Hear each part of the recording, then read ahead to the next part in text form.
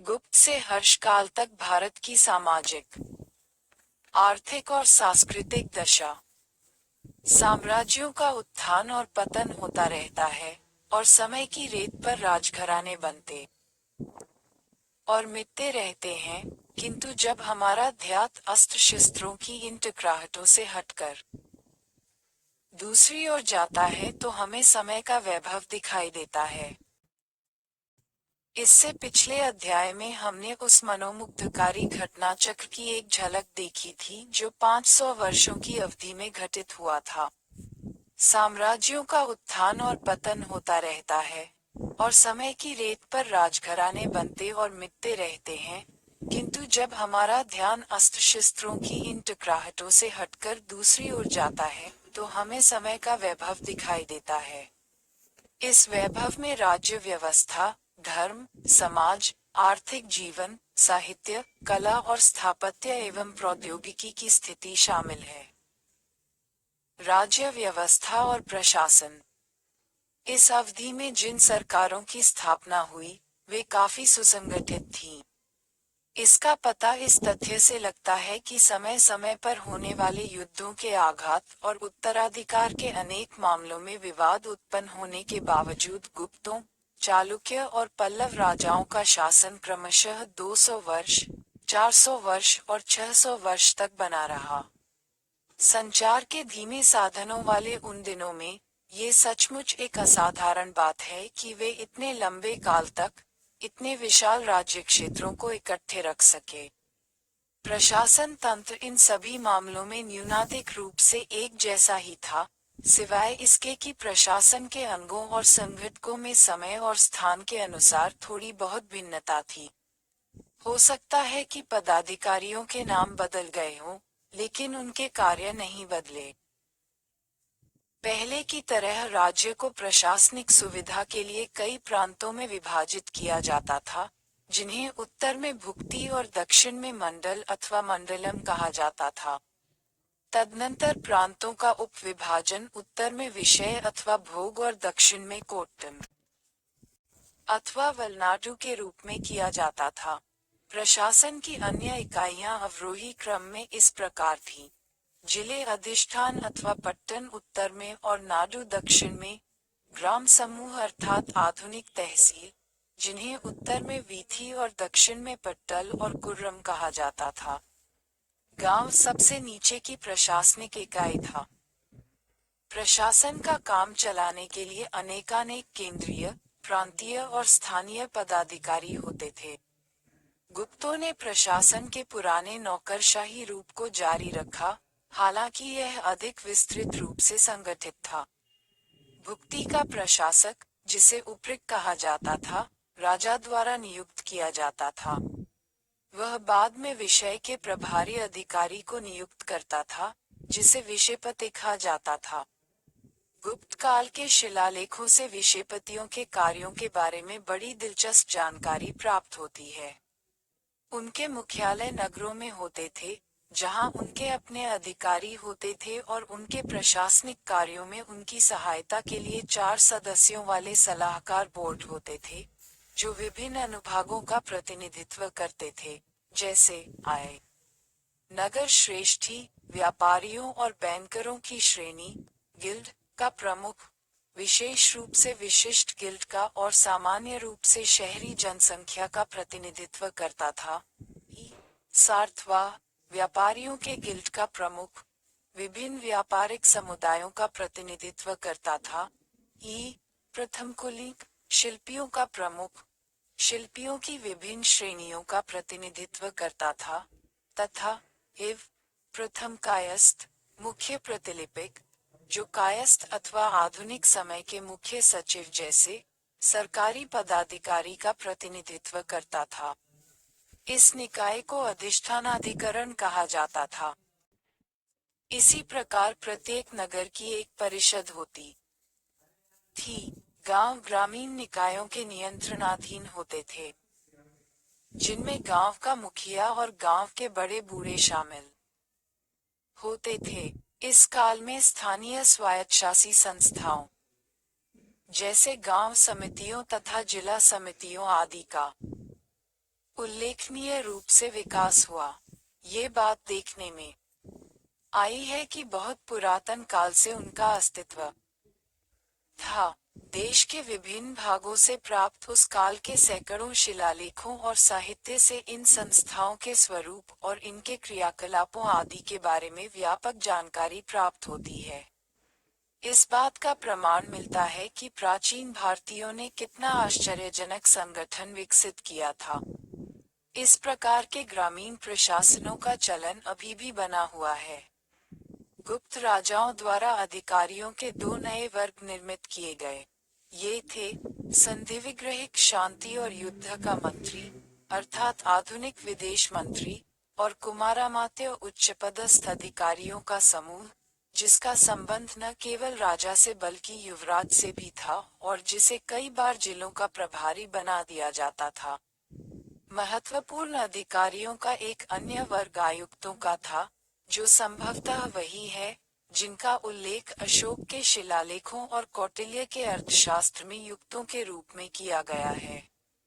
ये देखने में आया है कि गुप्त काल में बहुत से अधिकारियों के पदनामों से पहले महाविशेषण जोड़ दिया जाता था, जैसे महाप्रतिहार, महाबलाधिकृत और महादंडनायक आदि। इन सभी पदाधिकारियों और अधिकारियों की शक्तियों का निर्गम स्रोत राजा ही होता था, जिसकी सहायता युवराज द्वारा की जाती थी। ये राजाओं की शक्ति और प्रतिष्ठा में वृद्धि का काल था। गुप्त राजाओं ने महाराजाधिराज, परमभट्टारक, परमेश्वर जैसी कई उपाधियां धारण की थीं। उदाहरणार्थ, इलाहाबाद के स्तंभ लेख में समुद्रगुप्त की तुलना न केवल इंद्र, वरुण, कुबेर और यम आदि देवताओं के साथ की गई है, बल्कि उसका वर्णन पृथ्वी पर निवास करने वाले परमेश्वर के रूप में किया गया है। इससे पूर्व काल में ऐसे नामों का उपयोग विदेशी मूल के राजाओं जैसे यूनानियों और कुषाणों द्वारा किया जाता था, भारतीय मूल के किसी राजा द्वारा कदापि नहीं। भारतीयों में गुप्त वंश के राजा ही ऐसे पहले शासक थे, जिन्होंने ऐसी गौरवपूर्ण उपाधियों को अपनाया। किंतु उस काल के साहित्य में लोकप्रिय शासन के पुराने आदर्शों की मुक्त रूप से चर्चा की गई है। स्मृतियों में कहा गया है कि राजा का निर्माण ब्रह्मा द्वारा प्रजा के सेवक के रूप में किया गया है, जो अपने पारिश्रमिक के रूप में राजस्व लेता है। राजा को अपने मंत्रियों की सहायता से शासन चलाने और व्यवसाय संघों, गिल्ड और निगम निकायों के निर्णयों का आदर करने की सलाह दी गई थी। ऐसा प्रतीत होता है कि गुप्त काल में राजाओं की शक्ति पर अपेक्षाकृत अधिक अंकुश लगा हुआ था। राजाओं को सलाह दी गई थी कि वे विभिन्न अभिकरणों के माध्यम से प्रजाजनों से संपर्क बनाए रखें। हर्ष ने अपने अधिकारियों के माध्यम से और व्यक्तिगत रूप से दौरे करके जनमत के साथ निरंतर संपर्क बनाए रखा था। इससे उसे प्रशासन की देखभाल करने का अवसर भी प्राप्त होता था। हमें गुप्त राजाओं की सेना की संख्या सूचक जानकारी प्राप्त नहीं है, जैसी कि हमें चंद्रगुप्त मौर्य और हर्ष की सेना की संख्या के बारे में जानकारी है। समुद्रगुप्त और चंद्रगुप्त द्वितीय के विजय अभियानों से इस बात की पुष्टि होती है कि राजाओं की अपनी स्थायी सेना थी।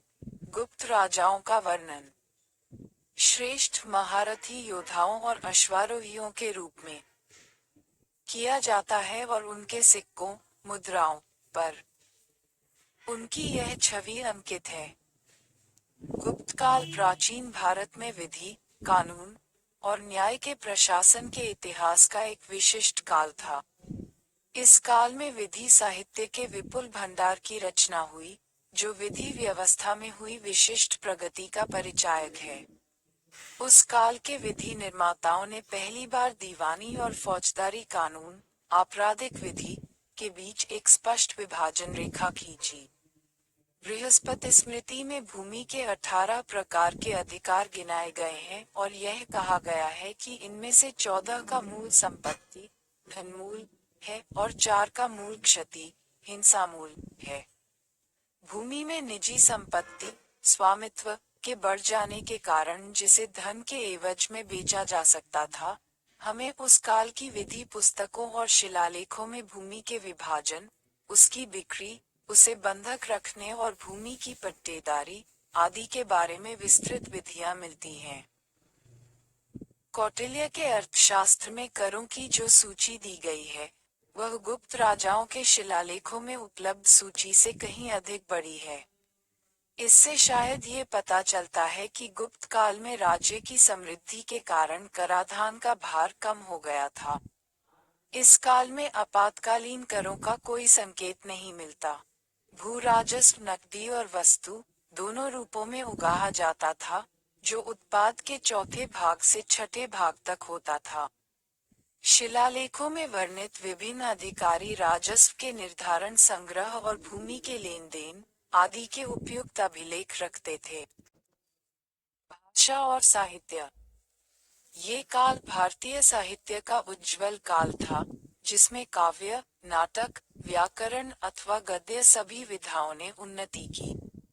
इस काल में जिस विलक्षण साहित्य भंडार की रचना हुई, वह उस काल की शिक्षा प्रणाली का प्रत्यक्ष परिणाम था। पुराणों में, जिनकी संख्या 18 है, उस काल की परंपराएं, उपाख्यान, नैतिक संहिताएं, धार्मिक और दार्शनिक सिद्धांत और इतिहास सुरक्षित हैं। स्मृतियां छंदोबद्ध ग्रंथ हैं, जिनमें समाज के मार्गदर्शन और विनियमन के लिए नियम और विनियम दिए गए हैं। वे वैदिक साहित्य के धर्मसूत्रों और गृह्य सूत्रों पर आधारित हैं, लेकिन उन्हें समाज की बदलती हुई स्थितियों के अनुरूप बनाने के लिए उनमें परिवर्धन और परिवर्तन किए गए हैं। वे पद्य में लिखित हैं। स्मृतियों पर टीका लिखने का दौर गुप्त काल के बाद शुरू हुआ। रामायण और महाभारत के दो महाकाव्यों के संकलन का कार्य चौथी शताब्दी ई तक पूरा हो चुका था। इस काल में अनेक प्रकार की बहुत सी दार्शनिक कृतियों की रचना हुई, जैसे महायान और बौद्ध विचारधारा की अन्य शाखाओं और शैव तथा वैष्णव मत की विभिन्न शाखाओं की दार्शनिक कृतियां। काव्य रचना के क्षेत्र में कालिदास का नाम भारतीय साहित्य के इतिहास में सर्वोपरि है। उन्हें काव्य, नाटक और गद्य लेखन के क्षेत्र में सर्वोत्तम पुस्तकों की रचना करने का श्रेय दिया जाता है। मेघदूत, रघुवंश और कुमार संभव जैसी उसकी काव्य रचनाएं और अभिज्ञान शाकुंतलम जैसे उसके नाटक विश्व की सर्वोत्तम साहित्यिक कृतियों में शामिल किए जाते हैं, और संसार की अनेक भाषाओं में उनका अनुवाद किया गया है।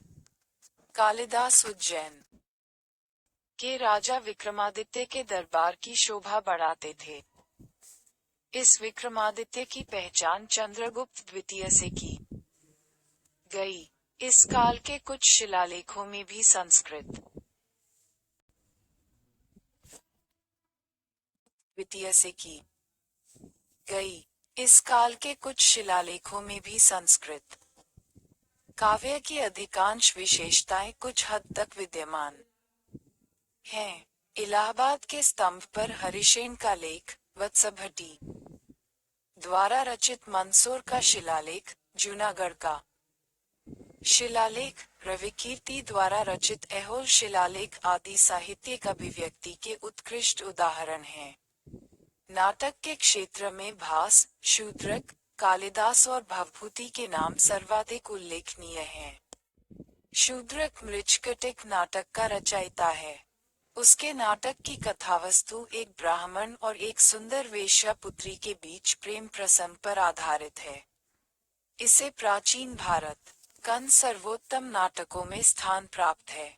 विशाखदत्त ने मुद्रा राक्षस और देवी चंद्रगुप्तम नामक दो नाटक लिखे थे। ये दोनों सर्वाधिक प्रसिद्ध ऐतिहासिक नाटक हैं। मालविका ने मित्रम, अभिज्ञान शाकुंतलम और विक्रम और विषयम कालिदास द्वारा लिखितम तीन प्रसिद्ध नाटक हैं। भवभूति ने उत्तर रामचरित, मालती माधव आदि की रचना की थी। गद्य के क्षेत्र में प्रारंभिक उल्लेखनीय कृतियों में दंडी द्वारा लिखित दशकुमार चरित और सुबंधु द्वारा लिखित वासवदत्ता है। एक सर्वाधिक प्रसिद्ध कथाग्रंथ पंचतंत्र है, जिसकी रचना विष्णु शर्मा ने की थी और जिसे 8वीं शताब्दी में फारसी और अरबी में अनुदित किया गया था, और तब से लगभग सभी यूरोपीय भाषाओं में इसका अनुवाद किया जा चुका है। हितोपदेश नामक लोकप्रिय कृति पंचतंत्र पर आधारित है। बाणभट्ट द्वारा लिखित हर्ष की जीवनी हर्षचरित उस काल की एक उत्कृष्ट रचना है। इस काल में पाणिनि और पतंजलि के व्याकरण ग्रंथों के आधार पर संस्कृत व्याकरण का भी विकास हुआ। भर्तृहरि द्वारा रचित 3 शतकों का उल्लेख भी किया जा सकता है। भर्तृहरि को पतंजलि के महाभाष्य पर टीका लिखने का श्रेय भी दिया जाता है। ये काल चंद्रगुप्त द्वितीय के राजदरबार के एक देदीप्यमान नक्षत्र अमर सिंह द्वारा अमरकोश की रचना के लिए भी विशेष रूप से याद किया जाता है। संस्कृत सीखने वाले विद्यार्थी इस कोश को कंठस्थ करते हैं। प्राकृत इस काल में भी उतनी ही लोकप्रिय थी जितनी कि इससे पहले के काल में। श्वेतांबर जैन संप्रदाय के शास्त्र अर्धमागधी प्राकृत में और दक्षिण के दिगंबर जैन संप्रदाय के धार्मिक ग्रंथ महाराष्ट्री और सौराष्ट्री प्राकृतों में लिखे गए थे। बौद्ध ग्रंथों की टीकाएं पाली भाषा में लिखी गई थीं। उस काल में पाली और प्राकृत व्याकरण की जो प्रसिद्ध पुस्तकें लिखी गईं, वे हैं वररुचि द्वारा लिखित प्राकृत प्रकाश और चंद द्वारा लिखित प्राकृत लक्षण। पाली के व्याकरण की पुस्तक का नाम कात्यायन प्रकरण है। तमिल साहित्य। इस काल के तमिल साहित्य में बहुत सी ऐसी कृतियां शामिल हैं जो संगम काल की रचनाओं से मिलती जुलती हैं। वैष्णव और शैव संतों के भक्ति गीतों की विशेषता है भावों की सबलता तथा गंभीरता और साहित्यिक अभिव्यक्ति का सौंदर्य। नायनार संतों में तिरुमूला का बहुत ऊंचा स्थान है। उनके द्वारा रचित भक्ति गीतों का संकलन 11 तिरुमुराई में किया गया था, जिन्हें भारतीयों द्वारा अत्यंत आदर की दृष्टि से देखा जाता है। एक अन्य महत्वपूर्ण कृति में 63 शैव संतों की जीवनियां दी गई हैं। वैष्णव संत जिन्हें आलवार कहा जाता है, पारंपरिक रूप से 12 हैं। नलियर प्रबंधम के रूप में प्रसिद्ध उनकी कृतियों के संग्रह में 4000 पद हैं। इसे तमिल का सर्वाधिक पवित्र ग्रंथ माना जाता है और दक्षिण भारत के सभी प्रमुख मंदिरों में विशेष पर्वों के अवसर पर इसके समारोह आयोजित किए जाने से धार्मिक ग्रंथ लेखन की भाषा के रूप में तमिल की स्थिति ऊंची हो गई। विदेशी विवरण। 3 महान चीनी यात्री फाहियान, ह्वेनसांग और इत्सिंग 5वीं और 7वीं शताब्दी के बीच की अवधि में ज्ञान, पांडुलिपियों और अवशेषों की खोज में भारत आए। फाहियान 4 अन्य भिक्षुओं के साथ चंद्रगुप्त द्वितीय के शासनकाल में भारत आया। उसने मध्य एशिया और कश्मीर के रास्ते से भारत में प्रवेश किया और संपूर्ण उत्तर भारत की यात्रा की। वह 3 वर्षों तक पाटलिपुत्र में रहा, जहां उसने संस्कृत सीखी। चूंकि उसकी रुचि केवल बौद्ध धर्म में थी, इसलिए उसके विवरण में अधिक राजनीतिक जानकारी नहीं है, लेकिन उसने उस काल में उत्तरी भारत का एक सामान्य विवरण दिया है। उसके विवरण से गुप्त काल में शांतिपूर्ण और कल्याणकारी वातावरण के विद्यमान होने का पता चलता है। वेनसांग हर्ष के शासनकाल में भारत आया। वह भारत में 13 वर्ष 630-643 ई रहा, जिनमें से 8 वर्ष उसने हर्ष के साम्राज्य भी में बिताए।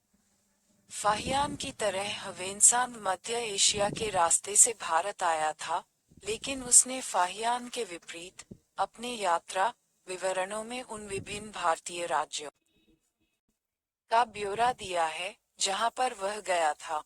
उसकी पुस्तक सीयू की प्राचीन भारतीय इतिहास का एक बहुमूल्य स्रोत है। उसने नालंदा विश्वविद्यालय में अध्ययन किया, जो उस काल में एक सर्वाधिक प्रसिद्ध एवं प्रतिष्ठित शिक्षा का केंद्र था। उसे कन्नौज के राजा हर्षवर्धन और असम के राजा भास्कर वर्मन द्वारा सम्मानित किया गया था। उसने 657 बौद्ध ग्रंथों और 150 अवशेषों से लदे 20 घोड़ों के साथ भारत से प्रस्थान किया और उसने अपने जीवन के शेष वर्ष बौद्ध ग्रंथों का अध्ययन और अनुवाद करने में बिताए। ह्वेनसांग ने चीन में बौद्ध धर्म के पांव मजबूती से जमाने में और इन दो देशों के बीच सांस्कृतिक संबंध सुधारने में सर्वाधिक योगदान दिया। ह्वेनसांग के उदाहरण से चीन के बौद्ध भिक्षुओं को बहुत बड़ी संख्या में भारत की यात्रा करने की प्रेरणा मिली। चीनी ग्रंथों में उन 60 भिक्षुओं की जीवनियां दी गई हैं, जिन्होंने 7वीं शताब्दी ईकन उत्तरार्ध में भारत की यात्रा की थी। बाद में आए इन यात्रियों में सबसे महत्वपूर्ण इत्सिंग था। वह समुद्री मार्ग से भारत आया और भारत आते समय उसने कई वर्ष सुमात्रा और श्री विजय में व्यतीत किए, जहां उसने बौद्ध धर्म का अध्ययन किया। वह 10 वर्ष नालंदा में रहा, जहां उसने बौद्ध ग्रंथों का अध्ययन तथा अनुवाद किया और 400 संस्कृत पांडुलिपियों के साथ चीन लौटा। उसने बहुत से ग्रंथों का अनुवाद किया और एक संस्कृत चीनी कोश तैयार किया। अपनी पुस्तक भारत और मलय द्वीप समूह में पालन किए जाने वाले बौद्ध धर्म का अभिलेख में उसने इन दोनों देशों में बौद्ध धर्म और वहां की सामान्य स्थिति का विवरण दिया है। आर्थिक स्थिति। पिछले अध्यायों में ये दिखाया गया है कि गुप्त साम्राज्य की स्थापना से बहुत पहले भारत ने कृषि, उद्योग और व्यापार की एक उन्नत प्रणाली विकसित कर ली थी। यह आर्थिक स्थिरता और समृद्धि उस सर्वांगीण सांस्कृतिक प्रगति का आधार बनी, जो गुप्त काल में हुई थी। इस काल में कृषि प्रणाली भली भांति विकसित थी, बेहतर और अधिक कृषि उत्पादन के लिए वैज्ञानिक तरीके अपनाए जाते थे। बृहत संहिता और अमरकोश में पौधों और उद्यानों, वनों, फसलों और खाद आदि के अध्ययन के लिए विशेष अध्याय शामिल हैं। कच्ची सामग्री की प्रचुरता और शिल्पियों तथा कारीगरों के कौशल और उद्यमशीलता के कारण उद्योग की विभिन्न शाखाओं को पूर्व काल के उच्च स्तर पर बनाए रखा गया। साहित्यिक रचनाओं में वस्त्रों की विभिन्न प्रकार की सामग्रियों का उल्लेख है। इनमें सूत, रेशम, ऊन और लिनन शामिल हैं। ह्वेनसांग ने भारतीयों की वस्त्र सामग्री को इन शीर्षों के अंतर्गत वर्गीकृत किया है: रेशम, सूत, लिनन, ऊन और बकरी के बाल। अमरकोश में बढ़िया अथवा बारीक और मोटी किस्मों के कपड़े के लिए और श्वेतित, ब्लीच्ड, अश्वेतित मिल्क और इस प्रकार के अन्य कपड़े के लिए इस्तेमाल किए जाने वाले विभिन्न शब्दों का उल्लेख किया गया है। अजंता के भित्तिचित्रों से भी बुनाई की विभिन्न तकनीकों का पता चलता है। दशपुर, बनारस, मथुरा और कामरूप कपड़ा उत्पादन के बड़े केंद्र थे। मंदसौर शिलालेख में सिल्क बुनकरों के संघों और उस काल के निगमों के क्रियाकलापों का ब्यौरा दिया गया है।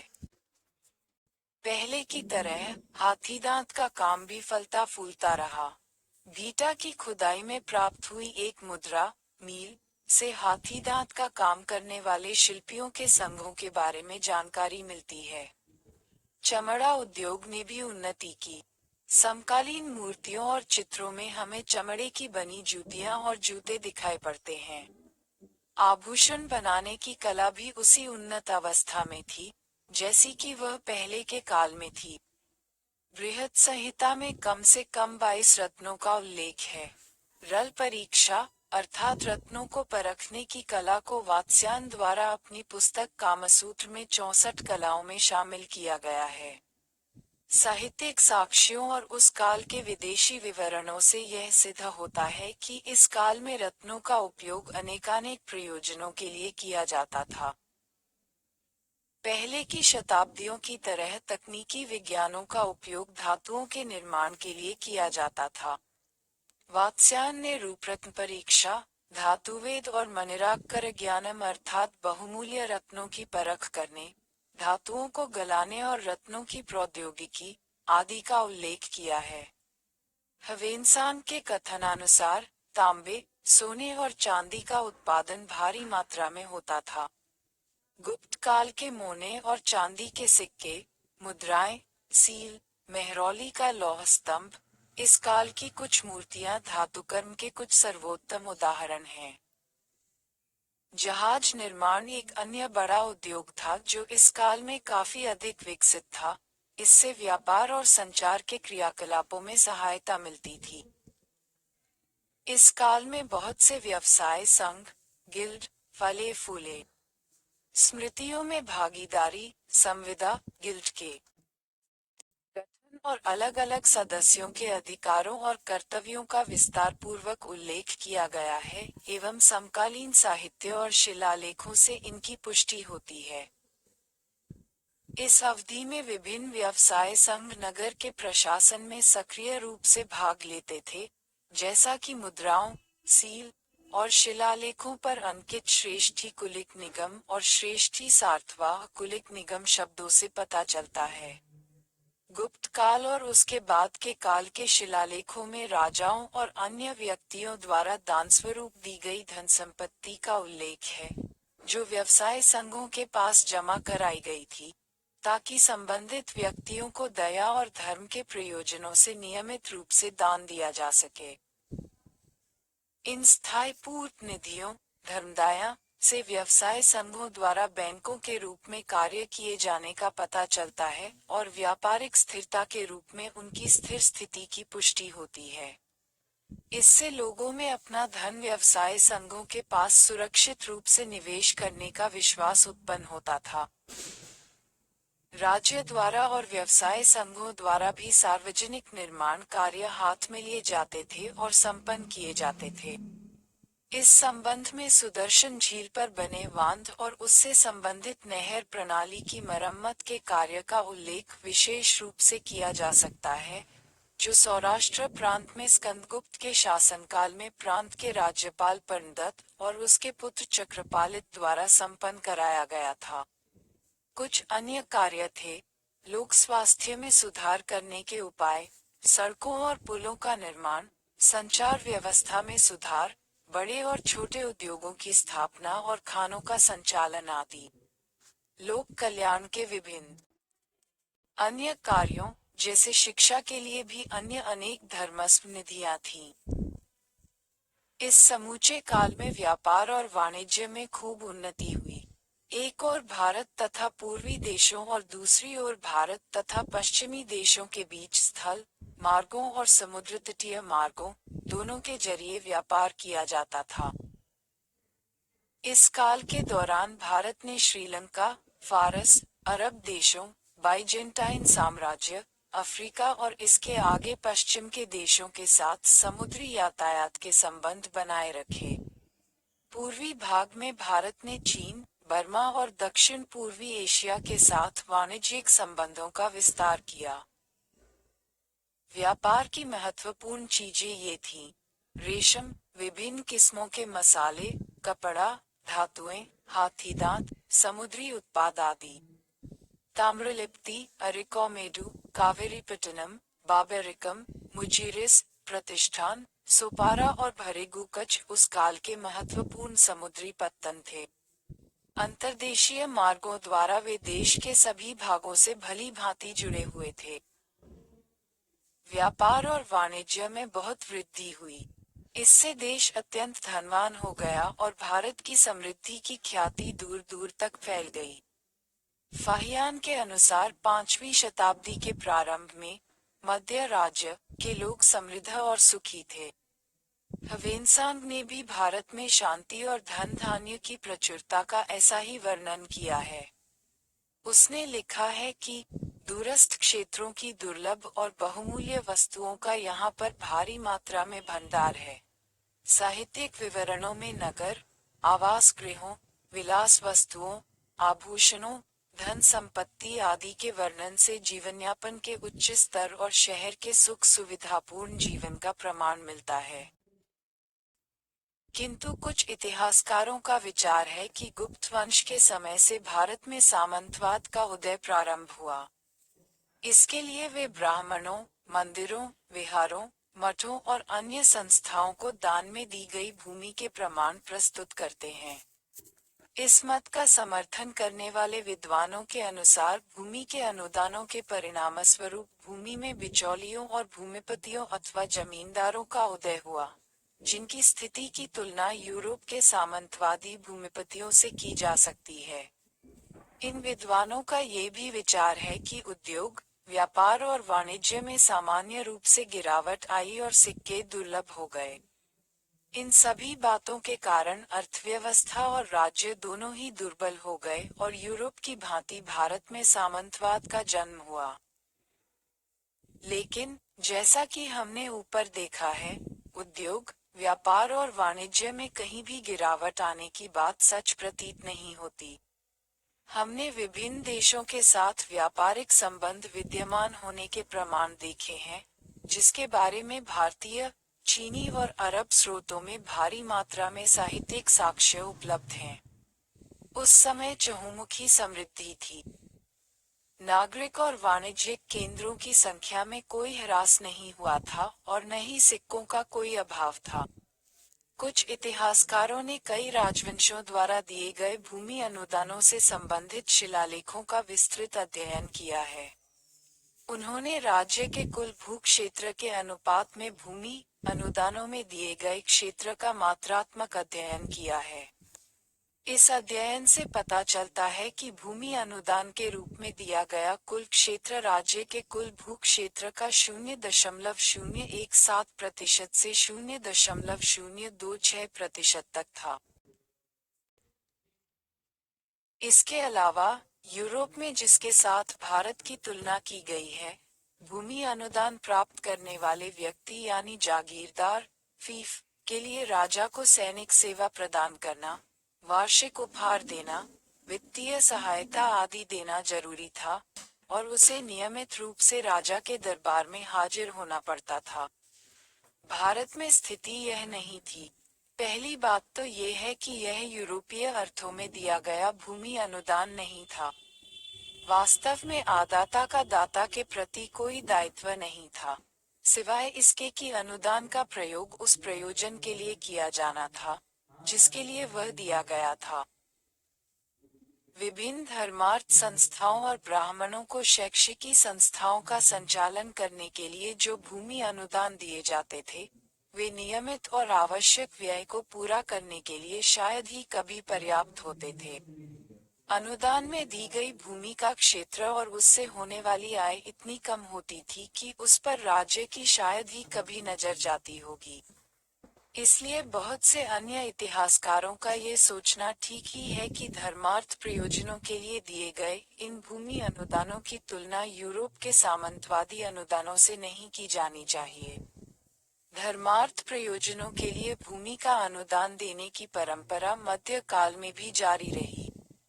इसे मदद, माश, सुअरघाल, दूध और इदरार कहा जाता था। वास्तव में मध्यकाल में इन शीर्षों के अंतर्गत व्यय बढ़कर राज्य की कुल आय का 5% तक हो गया था। धर्म, बौद्ध, जैन और ब्राह्मण धर्म जैसे धर्मों का विकास और विदेशों में उनका प्रचार इन धर्मों के मूल देश की उच्च स्तर की परिपक्वता का परिचायक है। यद्यपि गुप्त, चालुक्य, पल्लव और अन्य राज्यवंश ब्राह्मण धर्म के अनुयायी थे, लेकिन उन्होंने अपने धर्म को कभी भी अपने साम्राज्य के धर्म के रूप में आरोपित नहीं किया। उन्होंने बौद्ध और जैन धर्मों सहित सभी धर्मों के संवर्धन को समान रूप से प्रोत्साहन दिया। बौद्ध धर्म, सांची, सारनाथ, गया, नालंदा बौद्ध धर्म के महान केंद्र बने रहे। बौद्ध धर्म न केवल भारत में अपितु चीन, श्रीलंका और दक्षिण पूर्व एशिया में भी बहुत अधिक लोकप्रिय हो गया। इन देशों के तीर्थ यात्री और विद्यार्थी बहुत बड़ी संख्या में इस काल में बौद्ध धर्म का अध्ययन करने के लिए भारत आए। इनमें से कुछ सर्वाधिक प्रसिद्ध व्यक्ति थे फाहियान, हुवेनसांग और इल्लिंग। इन सब ने बौद्ध धर्म की उन्नत स्थिति का विस्तार पूर्वक वर्णन किया और बौद्ध विहारों की संख्या और इन विहारों में रहने वाले विद्यार्थियों की संख्या आदि की जानकारी दी। श्रीलंका के राजा ने समुद्रगुप्त से गया में बौद्ध यात्रियों के लिए विश्राम गृह बनाने का अनुरोध किया था। इस काल में बहुत बड़ी संख्या में चैत्य, स्तूप और विहार बनाए गए। नालंदा, वल्लभी और कांचीपुरम शिक्षा के महत्वपूर्ण केंद्र बन गए। इस काल में बौद्ध धर्म ने ब्राह्मण धर्म की अनेक बातों को आत्मसात कर लिया और ब्राह्मण धर्म ने भी बौद्ध धर्म की कुछ मूल शिक्षाओं को अपना लिया। जैन धर्म। जैन धर्म ने इस काल के दौरान काफी प्रगति की। कुछ चालुक्य, राष्ट्रकूट, गंग और कदंब राजाओं ने जैन धर्म को संरक्षण प्रदान किया। ये पश्चिमी भारत के व्यापारिक समुदायों में लोकप्रिय बना रहा। 6ठी शताब्दी ई में वल्लभी में द्वितीय जैन परिषद का आयोजन हुआ और इसके बाद जैन धर्म के सिद्धांतों की परिभाषा उस रूप में की गई, जिस रूप में आज उनका अस्तित्व है। हिंदू धर्म। बौद्ध धर्म और जैन धर्म दोनों ने ईश्वर के अस्तित्व के सिद्धांत को या तो नकार दिया या चुपचाप उसे नजरअंदाज कर दिया, किंतु वैदिक धर्म के अंदर एक ऐसी धार्मिक विचार प्रणाली का जन्म हुआ जो एक अल्पावधि में ही काफी लोकप्रिय हो गई। ये प्रणाली आकृति 19.1 जैन तीर्थंकर विष्णु, शिव, शक्ति और किसी अन्य रूप में परमेश्वर की धारणा पर आधारित थी। मोक्ष की प्राप्ति केवल उस परमेश्वर के प्रसाद अथवा उसकी कृपा से ही संभव थी और उसकी कृपा केवल भक्ति द्वारा अर्थात असीम प्रेम तथा भक्ति भाव और अंततः उस परमेश्वर के प्रति संपूर्ण आत्मसमर्पण करके ही प्राप्त हो सकती थी। इस नई प्रणाली के मुख्य वाहक थे भागवत धर्म, जिसे बाद में वैष्णव धर्म कहा जाने लगा था, शैव धर्म और शाक्त धर्म। वैदिक धर्म के 3 महत्वपूर्ण पहलुओं ने इस काल में एक निश्चित रूप धारण कर लिया था। देवी देवताओं की मूर्तियां उपासना पूजा की केंद्र बन गई और अब यज्ञ की अपेक्षा दान पर अधिक बल दिया जाने लगा। हालांकि मूर्तियों को भेंट चढ़ाना कर्मकांड का मुख्य अंग बना रहा। इससे भक्ति को प्रोत्साहन मिला, जहां किसी देवता की पूजा करना व्यक्ति का बड़ा कर्तव्य बन गया। इस मत के अनुयायियों ने जीवन के 4 परम लक्ष्यों की परिभाषा पुरुषार्थ के रूप में की: धार्मिक और सामाजिक नियम, धर्म, आर्थिक कल्याण, अर्थ, आनंद, काम और आत्मा की मुक्ति, मोक्ष। वैष्णव धर्म। वैष्णव धर्म का आशय, जैसा कि उसके नाम से प्रकट होता है, उस धर्म से है जिसमें परमेश्वर के रूप में विष्णु की पूजा और भक्ति की जाती है। मूलतः इसमें एक परम ईश्वर अर्थात देवाधिदेव, जिसे हरि कहा जाता था, की धारणा पर बल दिया गया था और यज्ञ, तपस्या के पुराने तरीकों के स्थान पर भक्ति के द्वारा उसकी पूजा करने की आवश्यकता पर जोर दिया गया था। निस्संदेह, इसमें यज्ञ करने की प्रथा अथवा वैदिक साहित्य को, जिसमें ये प्रथा आकृति 19.2 उदयगिरी में वराहावतार का चित्र विहित की गई है, नकारा नहीं गया है।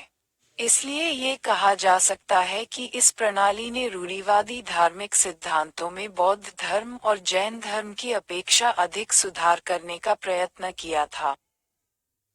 वैष्णव धर्म भागवत धर्म के वासुदेव संप्रदाय पर केंद्रित था, जिसमें वासुदेव कृष्ण को वैदिक देवता विष्णु का रूप माना जाता है। इस काल में वैष्णव धर्म की एक महत्वपूर्ण विशेषता थी विष्णु के अवतारों की पूजा। यह विश्वास किया जाता था कि जब भी धर्म पर संकट आता है, तब विष्णु धरती और मानव जाति की रक्षा के लिए उपयुक्त रूप में प्रकट होते हैं। इस काल के शिलालेखों और साहित्यिक अभिलेखों में अवतारों के उद्भव पर प्रकाश डाला गया है, जिसका मूल परवर्ती वैदिक साहित्य में ढूंढा जा सकता है। इन अवतारों की संख्या और इनके स्वरूप अलग अलग ग्रंथों में अलग अलग दिए गए हैं। धीरे धीरे 10 अवतारों की धारणा अधिक लोकप्रिय होती गई।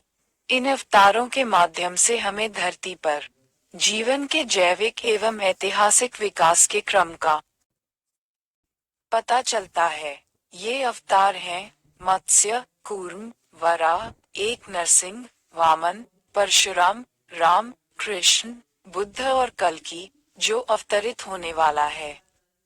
इनमें से कृष्ण विष्णु का सबसे अधिक लोकप्रिय अवतार था, क्योंकि कृष्ण के जीवन के बहुत से पहलुओं का आधुनिक वैष्णव धर्म में बहुत महत्वपूर्ण स्थान है। इस काल में वैष्णव धर्म की एक विशेषता थी। विष्णु की पत्नी के रूप में लक्ष्मी अथवा श्री की परिकल्पना। लक्ष्मी को धन संपन्नता एवं समृद्धि की देवी माना जाता है। गुप्त राजा वैष्णव धर्म के अनुयायी थे और अपने आप को परम भागवत कहते थे। विष्णु के उपासकों के रूप में गुप्त राजाओं ने अपने सिक्कों पर उनके वाहन गरुड़, देवी लक्ष्मी और चक्र के चित्रों को अंकित किया। दक्षिण भारत में वैष्णव धर्म काफी लोकप्रिय हो गया और वैष्णव भक्तों को आलवार कहा जाता था। उनके तमिल गीतों में भावों की इतनी गहराई और सच्ची धर्मपरायणता है कि उन्हें वैष्णव वेद कहा जाता है। ये गीत दक्षिण भारत में अत्यंत लोकप्रिय हैं और उनके रचनाकारों को अत्यंत सम्मान की दृष्टि से देखा जाता है। उनकी मूर्तियों को विष्णु और उसके विभिन्न अवतारों की मूर्तियों के साथ पूजा जाता है। शैव धर्म का मूल ऋग्वेद में रुद्र की धारणा में ढूंढा जा सकता है। हड़प्पा की सभ्यता में शिवलिंग की पूजा से भी शैव धर्म के अति प्राचीन होने का पता चलता है। रुद्र प्रकृति के विनाशकारी और अपकारी तत्वों का द्योतक है।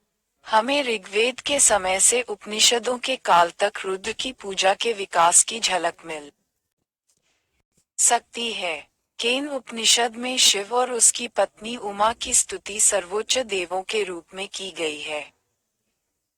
शिव की पूजा पहले किसी विशेष संप्रदाय द्वारा नहीं, बल्कि वैदिक काल के आम लोगों द्वारा की जाती थी।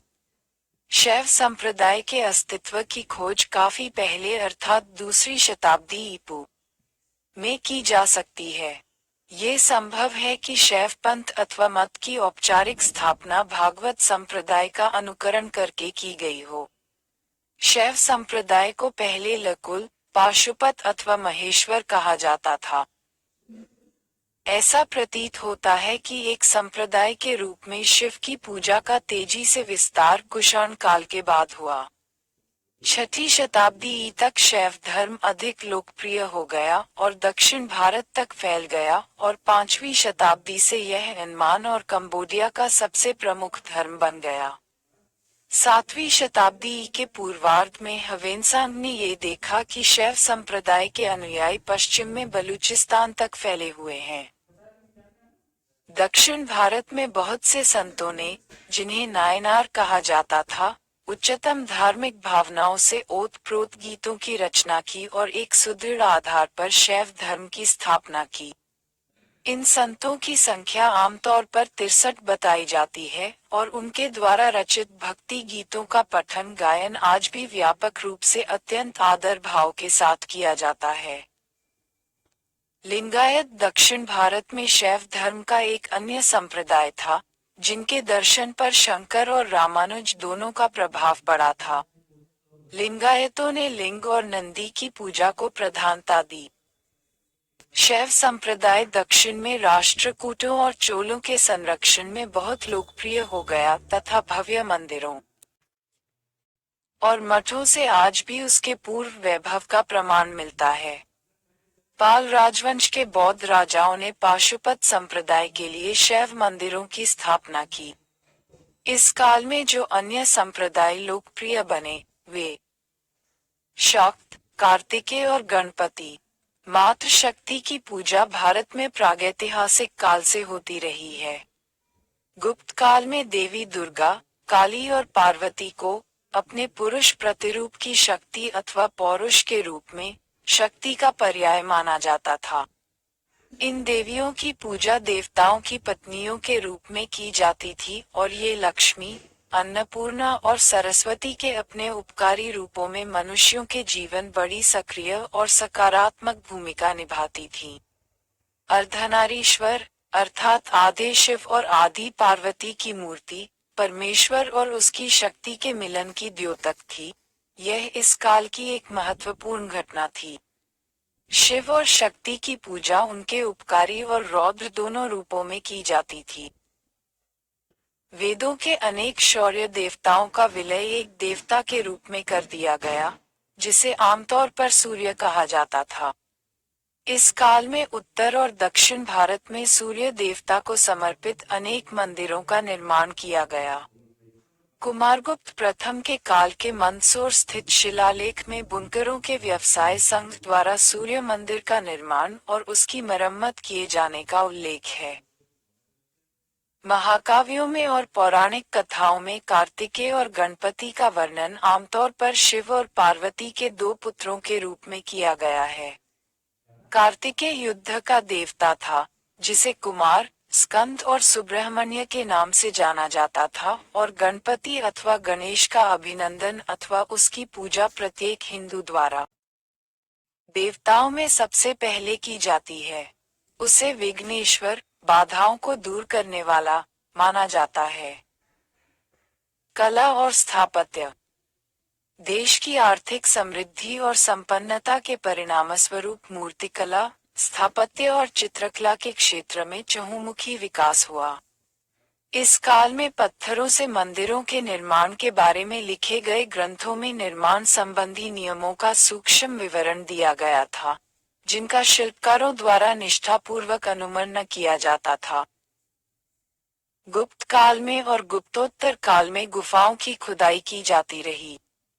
दक्कन में कुछ सर्वोत्तम शैलकृत गुफाओं का निर्माण किया गया। विदिशा के निकट उदयगिरी में 9 गुफाएं हैं। ये अंशतः शिलाएं काटकर बनाई गई हैं और अंशतः पत्थर निर्मित हैं। इन गुफाओं से रूपांकन, डिजाइन में हुई क्रमिक उन्नति का परिचय मिलता है और इनमें शैलकृत और संरचनात्मक रूपांकनों के मिले जुले पहलुओं की जानकारी प्राप्त होती है। अजंता की गुफाएं, जिनमें पुरानी गुफाओं की मूल विशेषताओं को बरकरार रखा गया है, स्थापत्य का एक नया नमूना प्रस्तुत करती हैं। इनमें विभिन्न डिजाइन और आकार वाले अत्यंत सुंदर स्तंभ हैं और इनकी आंतरिक दीवारों और छतों को सुंदर चित्रों से सजाया गया है। एक अन्य समूह वाग स्थित गुफा श्रृंखला का है। हालांकि ये गुफाएं स्थापत्य कला की दृष्टि से साधारण हैं, लेकिन ये अपने चित्रों के लिए प्रसिद्ध हैं। शैलकृत विहारों और चैत्य कक्षों का एक अन्य उल्लेखनीय समूह एलोरा की गुफाओं का है। ब्राह्मण, बौद्ध और जैन गुफाओं से विकास के अंतिम दौर का परिचय प्राप्त होता है। कैलाश मंदिर 22 आकृति 19.3 भीतरगांव मंदिर के लिए पहाड़ी के एक तरफ के पूरे खंड की कटाई की गई थी और उसका निर्माण एक भव्य एकाश्मीय मंदिर के रूप में किया गया था, जिसमें एक बहुत बड़ा कक्ष, हाल था और बारीक नक्काशी वाले स्तंभ थे। मामलपुर में बहुत से स्तंभों वाले बड़े बड़े कक्षों और 7 एकाश्मीय मंदिरों का, जिन्हें सामान्यतया रथ कहा जाता है, निर्माण पल्लव राजा महेंद्रवर्मन और नरसिम्हवर्मन द्वारा 7वीं शताब्दी के दौरान किया गया था। ये रथ पर्वत काटकर निर्मित विशाल संरचनात्मक मंदिरों के पूर्ण नमूने हैं। इस काल में विहारों और स्तूपों का निर्माण भी किया गया। विहार रूपी संस्थाओं ने, जो शिक्षा के केंद्र भी थे, विशाल आकार धारण कर लिया। इनमें विभिन्न प्रकार की इमारतों के समूह शामिल होते थे। अधिक प्रसिद्ध केंद्र बोध गया, सारनाथ, कुशीनगर, श्रावस्ती, कांची और नालंदा में स्थित थे। चित्र 19.4 नालंदा में महास्तूप के अवशेष। नालंदा विश्वविद्यालय का विकास लगभग 5वीं शताब्दी के समय से एक अत्यंत प्रतिष्ठित संस्थान के रूप में हुआ। ह्वेनसांग ने नालंदा महाविहार के महान मंदिरों, विहारों और पुस्तकालय की इमारतों का विस्तार पूर्वक वर्णन किया है। इस काल में विशिष्ट रूपों और शैलियों वाले संरचनात्मक मंदिरों के विकास से संबंधित एक नए युग का भी सूत्रपात हुआ। छोटे, चपटी छत वाले मंच, प्लेटफॉर्म, प्रारंभिक गुप्त आकृति 19.5 मामलपुर स्थित रथ। आकृति 19.5 ब रथों पर नक्काशी का काम। आकृति 19.6 देवगढ़ का मंदिर। आकृति 19.7 मामलपुर में समुद्र तट स्थित मंदिर। काल की विशेषताएं हैं। सांची का छोटा किंतु सुंदर मंदिर संख्या 17, तिगवा का कंकाली मंदिर और मध्य प्रदेश में एर्न और नचना, कुठारा स्थित विष्णु और वराह के मंदिर प्रारंभिक मंदिर स्थापत्य के बढ़िया उदाहरण हैं। धीरे धीरे इन मंदिरों की छतों पर शिखरों का निर्माण होने लगा और इस प्रथा को समूचे देश में अपना लिया गया। इस शैली के दो सर्वोत्तम उदाहरण हैं, कानपुर में भीतरगांव का ईंटों का मंदिर और देवगढ़ में दशावतार मंदिर। ये दोनों स्थान उत्तर प्रदेश में हैं। आकृति 19.8 बुद्ध की धर्मचक्र प्रवर्तन मुद्रा, सारनाथ। गर्भगृह, जिसमें देवमूर्तियां प्रतिष्ठित की जाती थीं, के ऊपर की संरचना शिखर के आकार की दृष्टि से दो विशिष्ट शैलियों अर्थात उत्तर भारतीय शैली, नागर शैली, और दक्षिण भारतीय शैली, द्रविड़ शैली, का विकास हुआ। ऐहोल, बादामी और पट्टदकल में दोनों शैलियों के मंदिर पाए जाते हैं। द्रविड़ शैली के मंदिरों के प्रारंभिक उदाहरण हैं मामलपुर का शैलकृत मंदिर, जिसे धर्मराज रथ कहा जाता है, और कांची में स्थित संरचनात्मक मंदिर, जिन्हें कैलासनाथ और बैकुंठ पेरुमल कहा जाता है। ये सारे मंदिर पल्लव राजाओं द्वारा बनाए गए थे। मूर्तियां। मूर्तिकला के क्षेत्र में गुप्त काल में कला का उच्चतम विकास हुआ। इस काल को गौरव काल कहा जाता है, क्योंकि इस काल में आध्यात्मिकता, आदर्शवाद और कला का सर्वोत्तम सम्मिश्रण हुआ। सारनाथ और अन्य स्थानों पर बुद्ध की जो अनेक मूर्तियां पाई गई हैं, उनसे बौद्ध कला के पुनर्तः विकसित रूप का परिचय मिलता है। ये मूर्तियां उत्तरवर्ती काल के लिए आदर्श मानी जाने लगीं। उनमें गरिमा तथा सुरुचि और कोमलता तथा प्रशांति के एक साथ दर्शन होते हैं, और वे तकनीक की परिपूर्णता और सर्वोच्च आध्यात्मिक संकल्पना की अभिव्यक्ति का अतुलनीय सम्मिश्रण है, जिनसे वे कलाकृतियां अत्यंत उत्कृष्ट बन गई हैं। ब्राह्मण धर्म के देवताओं की मूर्तियों में भी कला के इस उच्च स्तर को सामान्यतः बनाए रखा गया था, जिसका पता देवगढ़ मंदिर और अन्य स्थानों के तक्षित फलकों में शिव, विष्णु और अन्य देवताओं की मूर्तियों से लगता है। इन देव मूर्तियों में न केवल सौंदर्य और आकर्षण है, बल्कि उनमें एक आकृति 19.9 अजंता की गुफा -19 कांतिमय आध्यात्मिक अभिव्यक्ति की झलक मिलती है। गुप्त काल के कलाकार और शिल्पकार धातुओं के कार्य में भी कम पारंगत नहीं थे। दिल्ली में कुतुब मीनार के निकट स्थित लौह स्तंभ धातुकर्म के कौशल और प्रौद्योगिकी का एक चमत्कार है। बड़े पैमाने पर तांबे की मूर्तियां, सिक्के और तांबे की मोहरें आदि गढ़ने की कला से धातुकर्म के उच्च स्तर की जानकारी मिलती है। नालंदा, बिहार में बुद्ध की 80 फुट ऊंची तांबे की एक मूर्ति बनाई गई थी और सुल्तानगंज की बुद्ध प्रतिमा जो 7.5 फुट ऊंची है, बर्मिंघम संग्रहालय में आज भी देखी जा सकती है। सिक्कों की बारीकी से की जाती थी और सांचों पर बड़े ध्यान से खुदाई की जाती थी। तांबे की प्लेटों से जुड़ी मुद्राएं, सील भी उत्कृष्ट कारीगरी की बढ़िया मिसाल हैं। चित्रकला। भारत में चित्रांकन की परंपरा का मूल भीमबेटका, मिर्जापुर और विभिन्न अन्य स्थानों पर पाए गए प्रागैतिहासिक शैलकला चित्रों में खोजा जा सकता है। साहित्यिक साक्ष्य के आधार पर भी इस बारे में कोई संदेह बाकी नहीं रहता कि भारत में चित्रकला की साधना बहुत प्राचीन समय से की जा रही थी। एक चित्रों का प्रयोग दीवारों को सजाने के लिए किया जाता था। भारत में चित्रकला के सर्वोत्तम उदाहरण अजंता और बाघ की गुफाओं में मिलते हैं। ये चित्र 1वीं और 7वीं शताब्दी के बीच बनाए गए थे। अजंता की 29 गुफाओं में से 16 गुफाओं में चित्रों के चिन्ह देखे जा सकते हैं।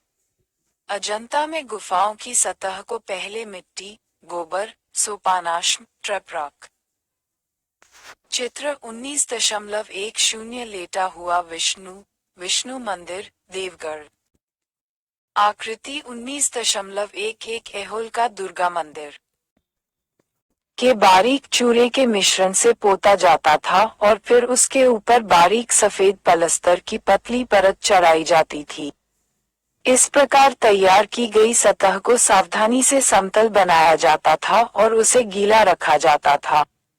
इससे एक ऐसी सतह उपलब्ध होती थी जिस पर पहले डिजाइन का रेखाचित्र तैयार किया जाता था और तब चित्र बनाया जाता था। इनमें आमतौर से सफेद, लाल, भूरे, हरे और नीले रंगों का इस्तेमाल उनकी विभिन्न छायाओं में किया गया है। चित्रों में बुद्ध की आकृतियों और उसके वर्तमान और पूर्व जन्मों की घटनाओं अर्थात जातक कथाओं को चित्रांकित किया गया है। सजावट के प्रयोजन से पशुओं और वनस्पतियों के चित्र भी बहुत बड़ी संख्या में खींचे गए हैं। इनके अभिकल्प जितने विविधतापूर्ण और आकर्षक हैं, उतने ही कल्पनापूर्ण भी। आकृति 19.12 अजंता की गुफा की चित्रकारियां।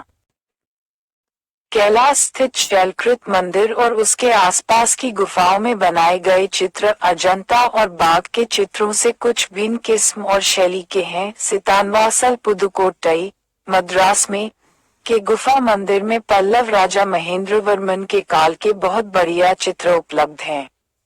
वे बड़े आकर्षक और सुंदर हैं तथा उनसे पता चलता है कि पल्लव राजाओं के काल में ये कला उत्कृष्टता के कितने ऊंचे स्तर पर पहुंच गई थी। विज्ञान और प्रौद्योगिकी। इस काल में गणित, खगोल विज्ञान और चिकित्सा के क्षेत्र में भारत को संसार के किसी भी अन्य देश की तुलना में बहुत अधिक उन्नत ज्ञान प्राप्त था। भारत में विज्ञान और प्रौद्योगिकी के क्षेत्र में हुए विकास से अर्जित ज्ञान पहले अरबों ने प्राप्त किया और बाद में पश्चिमी संसार ने। प्राचीन भारत में गणित और खगोल विद्या का जन्म और विकास वैदिक काल में ही हो गया था। गणित के बारे में आर्यभट्ट ने कुसुमपुर, पाटलिपुत्र में अपनी पुस्तक आर्यभट्टीय लिखी, जब वह केवल 23 वर्ष का था। आर्यभट्टीय 4 भागों में विभाजित है। जहाँ तक रेखागणित का संबंध है, आर्यभट्ट ने अन्य विषयों के साथ साथ त्रिकोण के क्षेत्रफल, त्रिकोणों की समरूपता के प्रमेय, वृत्त के क्षेत्रफल और खंडों में शामिल आयतों के क्षेत्रफल से संबंधित प्रमेय पर विचार किया है। उद्धरण चिन्ह। आर्यभट्ट की गणित प्रणाली की एक सबसे अधिक महत्वपूर्ण विशेषता है उसकी अद्वितीय संकेतांकन प्रणाली।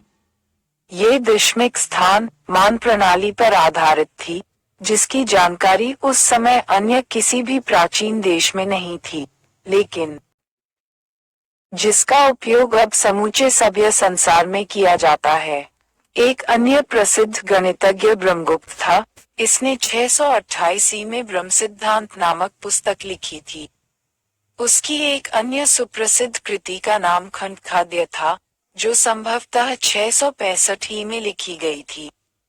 उसने नकारात्मक गुणों और शून्य के साथ काम करने के नियम तैयार किए थे। उसने खगोलीय समस्याओं के लिए बीजगणित का उपयोग करना शुरू किया था। खगोल विज्ञान। प्राचीन भारत में खगोल विज्ञान और फलित ज्योतिष दोनों एक ही पारिभाषिक शब्द से द्योतित होते थे, जिसे ज्योतिष कहा जाता था। वरामिहिर, जिसने चंद्रगुप्त द्वितीय के दरबार में बहुत प्रसिद्धि प्राप्त की थी, ने 505 में लिखी अपनी पुस्तक पंचसिद्धांतिका में खगोल विज्ञान की 5 कृतियों का विवरण दिया है, जो स्पष्टतः उसके समय में इस विषय की प्रमाणिक पुस्तकें मानी जाती थीं। ये 5 कृतियां अथवा सिद्धांत पैतामह, रोमक, पॉलिस, वशिष्ठ और सूर्य नाम से जाने जाते हैं। सूर्य सिद्धांत उस काल की खगोल विज्ञान की सबसे अधिक महत्वपूर्ण और संपूर्ण कृति है। फलित ज्योतिष के क्षेत्र में भी हम वरामिहिर के बहुत अधिक ऋणी हैं। अपनी विश्वकोशीय कृति बृहद संहिता में उसने विषय पर उपलब्ध प्राचीन ज्ञान को भारी मात्रा में सुरक्षित किया है। उसकी पुस्तक बृहत संहिता प्राकृतिक ज्योतिष की सबसे अधिक महत्वपूर्ण पाठ्य पुस्तक होने के साथ साथ विज्ञान के क्षेत्र में प्राचीन भारतीय ज्ञान का सचमुच एक महान सार संग्रह है। वरामिहिर का पुत्र पृथ्वीयश भी खगोल विज्ञान का एक उत्साही विद्यार्थी था और उसने 600 ई में होराष्ट पंचाशिका नामक एक पुस्तक लिखी थी। आर्यभट्ट गुप्त काल में गणित की तरह खगोल विज्ञान के क्षेत्र का भी एक असाधारण विद्वान था, लेकिन उसका सबसे मौलिक योगदान उसकी यह मान्यता थी कि ग्रहण राहु के कारण नहीं लगते, जैसा कि उस समय के कुछ ज्योतिषियों का विश्वास था, बल्कि चंद्रमा पर पृथ्वी की छाया पड़ने से लगते हैं, और इस प्रकार उसने पृथ्वी के अपनी धुरी पर घूमते हुए सूर्य के चारों ओर चक्कर लगाने के तथ्य की पुष्टि की, जैसा कि वैदिक काल में जाना जाता था। आर्यभट्ट ऐसा पहला विद्वान था जिसने खगोल विज्ञान के क्षेत्र में संकेत चिन्हों का उपयोग किया था। उसने 2 क्रमागत दिनों की अवधि में होने वाली कमी अथवा वृद्धि को मापने का एक सही सूत्र भी खोजा था। चिकित्सा। भारतीय चिकित्सा पद्धति आयुर्वेद का शाब्दिक अर्थ है दीर्घायु का विज्ञान।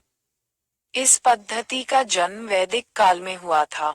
वेदों में विशेष रूप से अथर्ववेद में 700 से अधिक ऐसे श्लोक हैं जो आयुर्वेद से संबंधित विषयों के हैं। इस काल के महान लेखक का नाम वाग्भट था। आयुर्वेद में उसका स्थान चरक और सुश्रुत के ठीक बाद आता है। इस काल की 2 प्रसिद्ध कृतियों के नाम हैं अष्टांग संग्रह और अष्टांग हृदय संहिता, जो एक ही वाग्भट नाम के 2 विभिन्न लेखकों द्वारा लिखी गई हैं। पशु रोगों के बारे में भी पुस्तकें थीं। इनमें सबसे प्रसिद्ध पुस्तक का नाम है हत्यायुर्वेद। इसमें विशेष रूप से हाथियों को होने वाले रोगों के उपचार के बारे में विस्तार पूर्वक जानकारी दी गई है।